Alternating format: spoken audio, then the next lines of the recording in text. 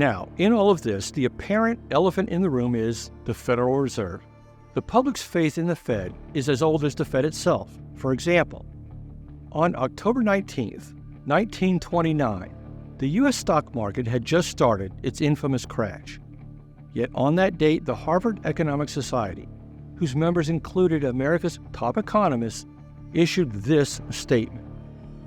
If recession should threaten serious consequences for business, as is not indicated at present, there is little doubt that the reserve system would take steps to ease the money market and so check the movement. In other words, trust the Fed.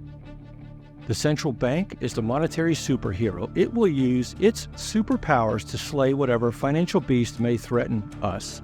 Now, this notion about the Fed is a myth, but it's worse than that.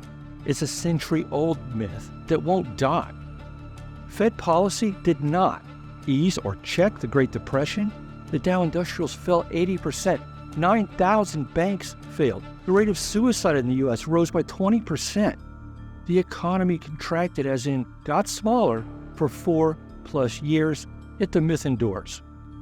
We've already shown market crashes from recent decades which the Fed tried and failed to stop. Among the Fed's so-called policy levers, there's universal agreement that, if nothing else, it does control short-term interest rates. Here too, the Fed funds rate is the dotted line. The solid line is the 3-month Treasury note yields, which is the market rate set by buyers and sellers. Note that going into 2022, both lines are flat. But in January, Treasury note yields turned decisively higher, as in the market went first. That trend continued while the Fed funds rate stayed flat. Then in mid-March, 2.5 months later, only then did the Fed clearly follow.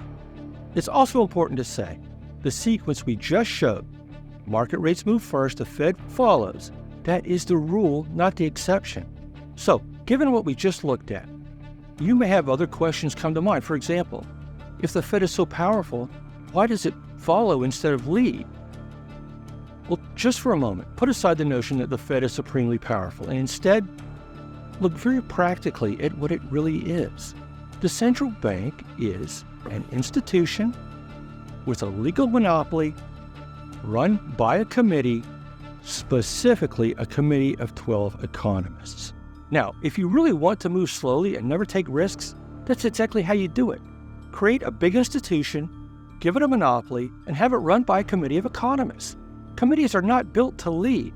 They're built to ponder first and make decisions later. And when it comes to the trend in interest rates, later means the Fed makes decisions after it ponders what the market has done already. In truth, the market leads and the Fed follows the whole way. The central bank does not have superpowers. The Fed won't come to the rescue. You have to be your own rescuer. To be unprepared for a deflationary depression is to be vulnerable to massive disruptions. Yet to be truly prepared means you've managed a few small disruptions to avoid the massive one.